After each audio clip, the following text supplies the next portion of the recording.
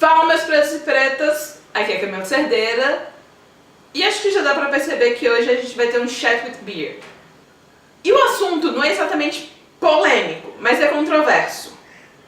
Pra você, super-herói é um gênero?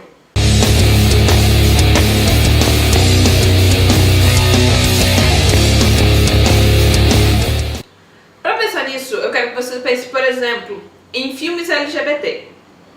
Filme LGBT, ele não é um gênero em si. Você tem drama, você tem comédia, você tem suspense policial. Eu vi um filme desse jeito. O que é um filme LGBT? É um filme, de qualquer que seja o gênero dele, que vai ter pessoas protagonistas da comunidade LGBT nele. Existe uma procura por esse tipo de conteúdo protagonizado por LGBTs. Você encontra em vários locais, como a Netflix, a categoria filmes LGBT. Mas não quer dizer que isso seja um gênero em si, mas é uma categoria. Assim como você tem séries adolescentes. Você pode ter uma série adolescente dentro de diversos gêneros. Você tem The 100, que é uma distopia, é uma série adolescente distópica. Você tem, sei lá, One Tree Hill, Dawson's Creek, que eram séries adolescentes dramáticas. E você tem Fake It, que são séries adolescentes, que é uma série adolescente de comédia. E eu imagino que super-herói funcione mais ou menos nessa mesma lógica. Você vai ter alguns elementos que permitam que você reconheça aquilo como um filme de super-herói. O protagonista, geralmente, ele vai ter ou uma identidade secreta, ou usar um codinome e um uniforme, como, por exemplo, o Homem de Ferro tem aquela armadura aí, o nome Homem de Ferro, além de ser o Tony Stark. Você tem o Capitão América, que tem aquele uniformezinho bonitinho que muda todo o filme. Que ele é o Steve Rogers e o Capitão América, ele tem um codinome. Então você tem alguns elementos que permitem você reconhecer ele como um super-herói. Mas você falar que tudo é uma coisa só é meio estranho. Ou você realmente acha que Soldado Invernal e Homem-Aranha Volta ao Lar são exatamente o mesmo tipo de filme?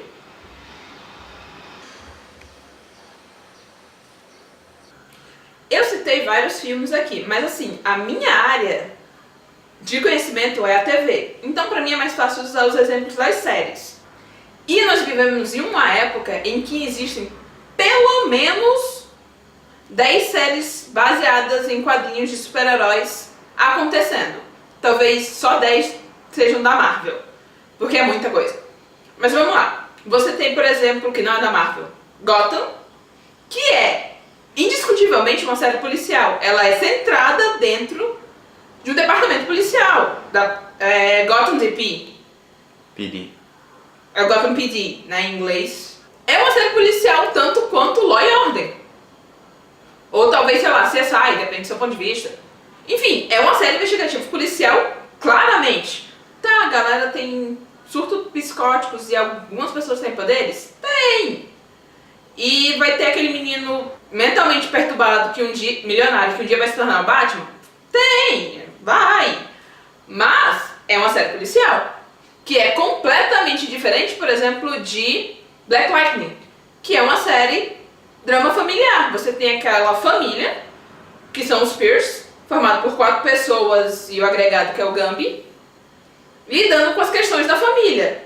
Só acontece que as questões da família envolvem lutar contra supervilões porque 3 deles têm poderes. Mas, again, é um drama familiar. Então você teve a série agora que foi cancelada, Powerless.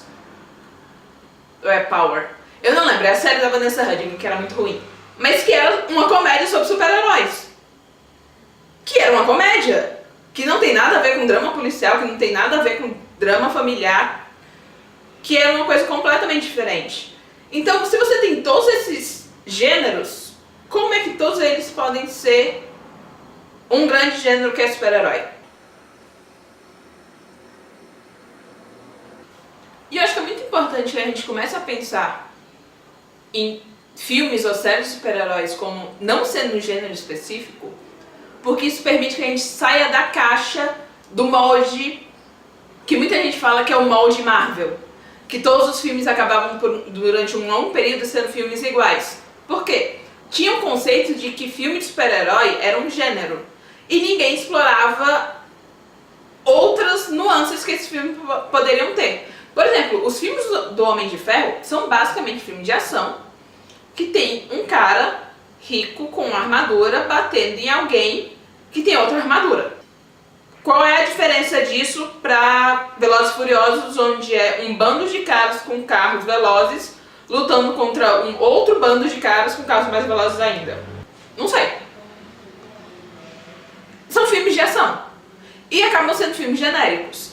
E honestamente, quem lembra de Homem de Ferro 2, aquele desastre, daqui a 10 anos ninguém vai lembrar. Daqui a 10, 20 anos. Mas, por exemplo, Soldado Invernal, que é talvez um dos melhores filmes da Marvel produzidos até hoje, só não é o melhor talvez porque Pantera Negra seja surpreendente. E esses dois filmes têm um ponto, eles não são puramente filmes de super-herói. Você tem em Soldado Invernal um thriller de espionagem, que por algum acaso envolve pessoas que têm superpoderes e usam uniformezinhos e codinomes. Mas é um thriller de espionagem, onde tem uma agência ultra-secreta que se infiltrou no governo norte-americano para dar um golpe. Aquilo é espionagem pura. Agents of S.H.I.E.L.D. é uma série de espionagem. Se você é um pouco mais antiga e lembra de La Faniquita, a loira, como eu lembro, você vai reconhecer a questão de quão espionagem é Agents of S.H.I.E.L.D. Se você é um pouco mais novo, você vai lembrar de Nikita com a asiática, que eu não lembro o nome da atriz, perdão, porque eu não vi essa temporada. E aí, quando os produtores, tanto diretores, roteiristas, notarem que a gente pode ir além de puramente séries de ação e fazer coisas iguais, a gente vai ter mais obras como Soldado Invernal, Homecoming, o Homem-Aranha Voltou Lá, Pantera Negra, porque a gente vai estar começando a entrar em um campo que ele não é puramente o genérico super-herói de ação, porrada, explosão, bum, bum, Michael Bay tipo de filme. Você teve o trailer de Novos Mutantes, que era um filme de terror. Você imagina você pegar super-heróis e botar em um ambiente de terror. Vai ser incrível. Deadpool, que é uma comédia escrachada. Esses filmes estão marcando, estão sendo diferentes, estão sendo um sucesso. Por quê? Porque eles não são genericamente filmes de super-herói. Eles têm outro gênero dentro de si. Eles têm um conteúdo que está embasando e está permitindo que o roteirista, o criador, pense além do uniforme, do codinome e do quadrinho. Mas por que diabos eu estou fazendo esse vídeo aqui, já que eu não vou estar necessariamente falando com nenhum grande diretor de Hollywood, ou sei lá, o Kevin Feige não vai estar assistindo esse vídeo aqui agora para produzir a próxima fase da Marvel. É importante pra gente, como crítico e como espectador, ter essa concepção de que coisas de super-heróis têm gêneros diferentes. Eu escutei inúmeras pessoas falando: eu fiquei frustrado com Black Lightning porque depois de Pantera Negra nada é bom o suficiente. Meu amor, tem muito erro nessa frase. Porque você não pode comparar coisas que não são do mesmo gênero. Já é complicado você comparar uma série com um filme, porque são dois campos de produção de roteiro diferentes. 2. Eles não pertencem ao mesmo gênero. Só porque os dois têm super-heróis pretos, não quer dizer que eles vão produzir o mesmo conteúdo. Pantera Negra é uma ação com toques de questões políticas. Você está ali lidando com o rei de Wakanda, você está ali lidando com uma outra questão. Já Black Lightning foi vendido desde o primeiro comercial, a primeira propaganda que fizeram, o primeiro videozinho, como a série sobre esse herói negro, o Jeff Priest, o Black Lightning, que é um pai de família, que tem 2 filhas, E como é que ele vai lidar com ser um super-herói e ter uma família. Ou seja, eles venderam já uma coisa que nunca foi Pantera Negra. E aí você me compara os dois. Não faz sentido. Não dá pra ter... Meu colar caiu. Vai ficar caído. Não dá pra você ter... comparar duas coisas que são diferentes. É tipo, tentar enfiar um círculo num triângulo. Não entra. E aí você vai ficar frustrado porque não entrou. É claro que essa conversa aqui não é definitiva, eu não sou dona da verdade. E se você acha que por algumas questões, como alguns estudiosos, que super-herói é sim um gênero, e que a questão de faroeste, filme de espionagem, drama policial, thriller, comédia, são subgêneros dentro do gênero de super-herói, ok, essa é a sua opinião, você tem nem direito de ter ela se você tem seus embasamentos. E esse aqui é um espaço de diálogo, até porque essa ideia é ser uma mesa de bar, então tá tudo certo. Pega a sua cerveja e conversa com a gente. Essa é a minha visão, esse é o modo como eu encaro as coisas. Eu acho que, sim, precisamos considerar que super-herói não é gênero, para que possamos produzir coisas melhores e para que possamos consumir sem frustrações, para que a gente consiga entender o que a gente está consumindo. Porque quando eu vou assistir Legends of Tomorrow, que é uma série de viagem no tempo, eu tô vendo uma ficção científica com toques, que é uma dramédia de ficção científica, ou seja, é uma comédia com toques de drama numa ambientação de sci-fi. Eles têm uma nave, eles viajam no tempo e espaço, é quase um Doctor Who. E é muito divertido. Muito divertido mesmo. Se você não assiste, assista. É muito bom. Tem na Netflix.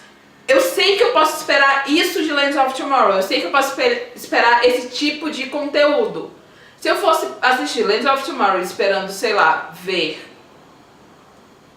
o mesmo tipo de conteúdo que Batman Cavaleiros das Trevas, que é um filme extremamente dramático, denso e policial, eu só iria frustradíssima. Porque nunca em 1000 anos um roteiro vai se equiparar ao outro. Não significa que um é melhor do que o outro, eles só são gêneros diferentes. Mesmo que ambos sejam de super-heróis. Essa é a minha ideia. Se você tem outras ideias, comenta, conversa com a gente, eu respondo.